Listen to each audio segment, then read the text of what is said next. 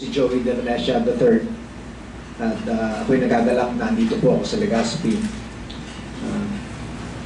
Tama na, sobra na, PGMA, dapat managot ka. Hindi maitatago ang kahirapan na dinaranas ng mga Pilipino. Ito ay pinaalala pa ng krisis pinansyal na pumapalabot sa buong daigdig. Sa gitna ng matinding kahirapan at gutom, ang mga Pilipino ay naghahanap ng tunay na kakampi. Isang pamahalaan ng tao para sa tao at ng mga tao. Nakakalungkot na ang ating pamahalaan ay para lamang sa mga impluwensya, mayaman at may kapangyarihan. Minabuti ko na lumabas sa aking comfort zone ng masumpungan ko ang hindi ko masikmurang pagtatangka ng pamahalaan na kumulimbat ng 10 bilyon na magsasanla sa magandang kinabukasan ng ating bayan at gagamitin ang buwis ng mamamayan para sa interes ni Mike Arroyo, Chairman Abalos at ang kanilang mga kampon. Ang NBN-ZTE deal ay isa lamang sa napakaraming katiwaliang kinasangkutan ng pamahalang ito. Ang korupsyon ay nakamamatay. Ang kahirapan at gutom na idinudulot nito ay siyang pinakamatinding human rights violations sa mga Pilipino. Matapos kong harapin ang Senado para sabihin ang katotohanan, pinangunahan natin ang pagsasampa ng isang seryosong impeachment complaint upang tuluyang malinawan at malaman ng mga Pilipino ang katotohanan sa mga katiwaliang sumambulat sa mamamayan. Alam ko ang balik nito sa akin. Noong una, tinanggal nila ang aking tatay sa pagka-Speaker of the House at matinding pinagbabataan ang aking buhay, ang aking pamilya. Sinisira nila ako na pati ang aking hanap buhay ay lubos nang naepektuhan. Mas okay ang manahimik na lang. Subalit, alam natin ang long-term effects nito sa ating mga kababayan. Kaya, tumayo tayo para ipaglaban ang katotohanan at kapakanan ng mga mas nakararami nating kababayan. Lilibutin natin ang buong Pilipinas at pipilitin natin na abutin ang mga maliliit na Pilipino upang malaman nila na panahon na para ipaglaban ang katotohanan. Singilin ang mga may sala at kamtin ang katarungan. Maraming salamat sa inyong pagdalo. Handa na po ako na sagutin naman ang inyong mga katanungan.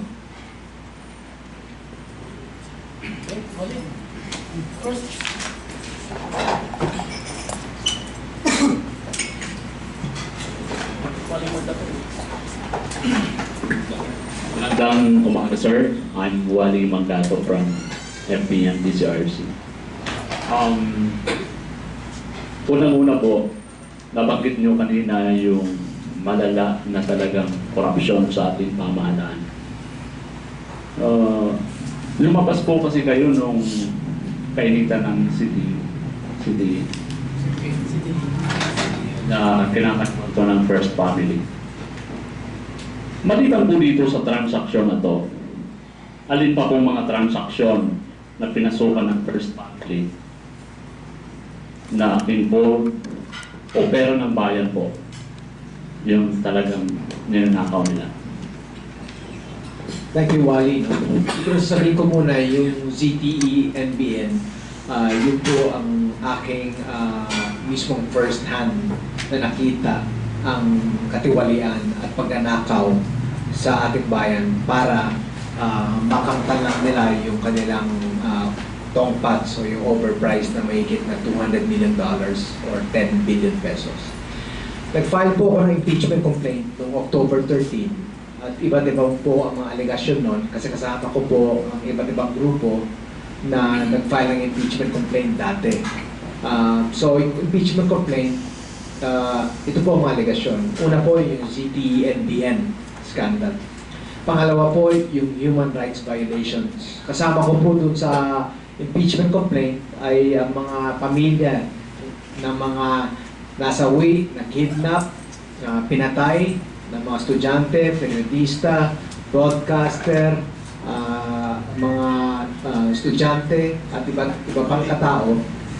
Kasama ko po ang mga pamilya nila as co-complainants. Yun po yung sa human rights violations. Pangatlo po yung North Rail na isa pang alegasyon yan, at saka yung North Rail, masasabi natin na pati ang tatay ko ay sinasabi na may role siya sa North Rail. Pang-apat po yung 500,000 pesos na binigay sa isang kongresista last year para i-quash lang yung impeachment complaint.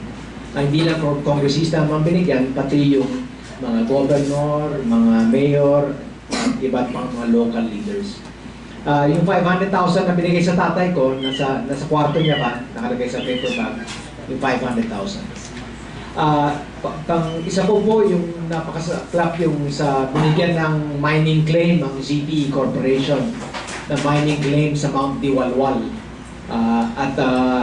Napaka-controversial na nga itong ZTE, tapos binigyan pa nila ng mining claim na ang interest ay may 100% at bawal po yun sa ating konstitusyon.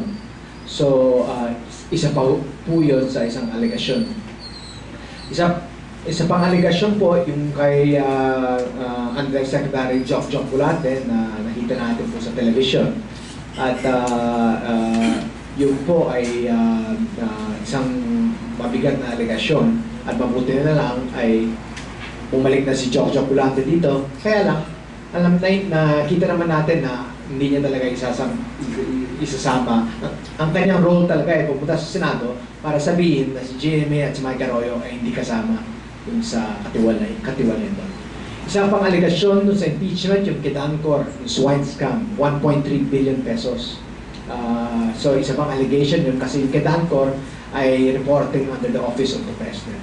At panghuli po yung 2004 electoral fraud, yung pagsiswitching ng ballot boxes, yung 2004 election. So, yung mga issue na tungkol sa pera, kaya ng NBN, yung Mount Diwalwal, yung 500,000, yung fertilizer scam, swine scam, dyan po ang